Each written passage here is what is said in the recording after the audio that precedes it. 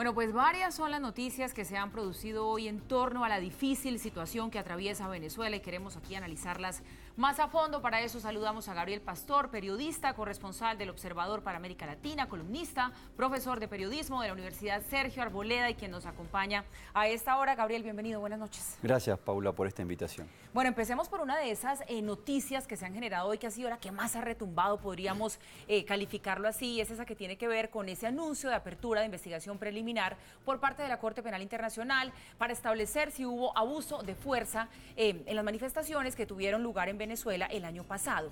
¿Por qué es importante, Gabriel, este anuncio y hasta dónde puede llegar realmente esta investigación, que está en fase preliminar, en términos de producir resultados contra el régimen y que se restablezcan las libertades en Venezuela? Yo creo que es un mecanismo más para seguir presionando al régimen de Maduro, que ya ha recibido innumerables presiones y sin embargo no ha cambiado, y al revés sigue mantenido y aferrado al poder, no respetando el Estado de Derecho. Para mí me parece importante porque este mensaje de una corte internacional que uno piensa que trata los casos más atroces del mundo. Yo estaba repasando la lista antes de venir y yo tengo Uganda, el Congo, Sudán, sí, República Sudafricana, toda la investigación que se hizo contra Muammar Gaddafi en Libia. No estamos hablando de una organización internacional de justicia que trate temas menores, trata temas donde se violan los derechos humanos y sobre todo, como dijo hoy el secretario general de la OEA, los casos de lesa humanidad.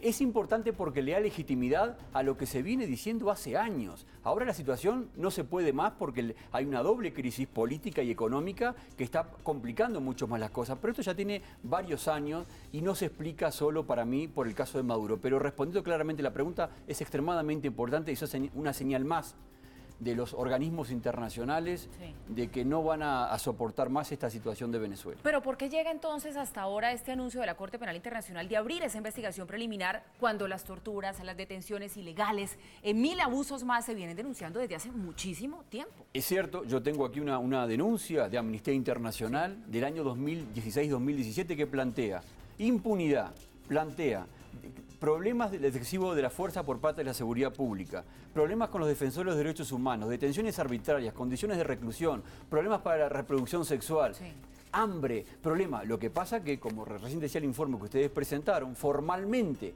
la primera denuncia que se hace ante el CPI se hizo en noviembre del año pasado, o sea, no tampoco hace tanto tiempo. A mí me parece que al revés, que actuó bastante rápidamente y creo que además Europa ahora está jugando un papel muy importante y creo que también el Parlamento Europeo jugó sus cartas. Yo a lo de Europa le doy mucha importancia porque la información que yo he podido recoger es que es donde las medidas que tome Europa es lo que más le duele al chavismo porque ahí es donde tendría escondida la plata sucia del régimen. Bueno, entonces por un lado es decir que la denuncia ante la Corte Penal Internacional llegó tarde y por eso hasta ahora reacciona la Corte Penal Internacional. Y centrémonos en el tema que usted ya toca, adelantémonos a él, en lo que tiene que ver con el Parlamento Europeo que hoy ha pedido que se aumenten las sanciones al régimen de Nicolás Maduro. Y sí, esa percepción existe, que le están pegando y golpeando mucho más fuerte estas sanciones de la Unión Europea que las de Estados Unidos. La razón es esa, el dinero lo tiene el chavismo y el madurismo en Europa. Y sí, sobre todo se han descubierto negocios oscuros de PDVSA en Islas Perdidas,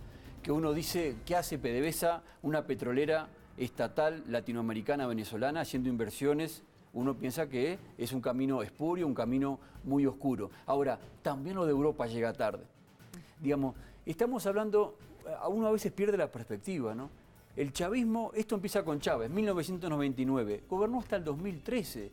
Hace 6 años por lo menos que no hay un crecimiento de la economía en Venezuela. Digamos, Maduro es un personaje más siniestro, no hay ninguna duda, pero representa mucha cosa en la interna de Venezuela. Maduro está representando muchos intereses, lo que están hoy en el gobierno es el cerno más oscuro y más nefasto, y obviamente que él no tiene el liderazgo que tenía Hugo Chávez, y eso le está complicando mucho más la cosa, sobre todo los que tienen la llave para que esto cambie, que bien lo planteó el secretario de Estado de una manera sutil cuando dijo: vamos a ver qué pasa con los militares, como ha habido otros procesos en Latinoamérica donde los militares han participado y han logrado derribar regímenes tiránicos o corruptos, y lamentablemente nos hizo ver una realidad de América Latina. Sí, y la verdad que hoy en Venezuela los militares no tienen otra actitud porque ellos también son chavistas. Ellos también están prendidos a la teta de ese poder corrupto, vinculados al narcotráfico y a un manejo muy oscuro en el poder. Entonces, por eso los militares no cierran la llave. Yo lo que creo que además y este es un problema, y yo apunto a Rodríguez Zapatero, al expresidente español, pero se podrían plantear otros personajes, que las personalidades internacionales, los países que han mediado, han generado expectativas de cambio, pensando que el régimen chavista, en definitiva, iba a tener un tic, un resorte democrático, que no lo tiene porque no es democrático. Gabriel, pero miremos otra ramificación de toda esta difícil situación de Venezuela, y es que Estados Unidos sanciona, la Unión Europea sanciona, pero tiene el gobierno de Venezuela a Rusia y a China de su lado. ¿Qué tanto oxígeno le pueden dar y qué tanto ese oxígeno los puede mantener fuertes? Bueno, es muy importante porque hoy no podemos decir solamente que en el concierto internacional importa el dominio de Estados Unidos, que obviamente que importa, pero también importa mucho el poder monumental que ha logrado Putin para Rusia desde que está en el gobierno y lo que significa China en el escenario internacional. Veamos lo que está pasando en Corea del Norte y en Corea del Sur. Sí. Ahí el papel, o en lo que está pasando en Siria. Digamos, lo que está pasando en Siria está demostrando lo que está en juego y en la geopolítica, todas las potencias involucradas ahí, cada una tirando para su lado y nadie logra preservar el poder para que una de las partes gane. Entonces, lo que yo creo que China está jugando un papel muy importante y Rusia también, y sobre todo en el tema del financiamiento. Son los dos países que le están dando oxígeno al régimen. Y se lo van a seguir dando porque consideran además que el Venezuela tiene un lugar estratégico para los intereses, tanto de China como de Rusia en América Latina. Gabriel, rápidamente no puedo dejarlo ir sin hacerle esta pregunta. Se anunció ya la fecha para las elecciones presidenciales en Venezuela, 22 de abril. ¿Qué debe hacer la oposición? ¿Presentarse o no presentarse? ¿Cuál es el menos peor de los escenarios? La oposición, a lo largo de estos años, ya ha probado diferentes mecanismos. Por ejemplo, no presentándose al Parlamento, lo cual fue un error tremendo porque le dejó todo el poder al chavismo. Presentarse todos juntos.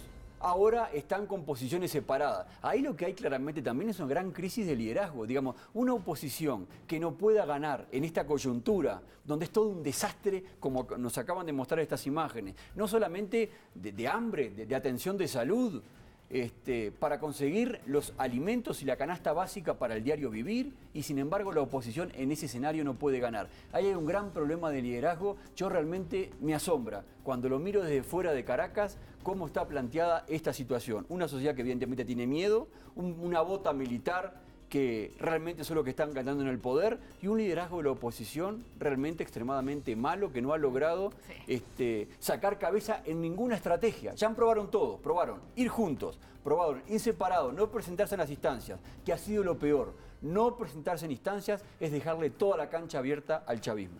Bueno, pues siempre resulta bastante constructivo analizar más a fondo con expertos lo que sucede en Venezuela. Gabriel Pastor, periodista, corresponsal del Observador para América Latina, columnista, profesor de periodismo de la Universidad Sergio Arboleda, nos ha acompañado esta noche. Le damos las gracias y bienvenido siempre. Gracias, Paola, muy amable.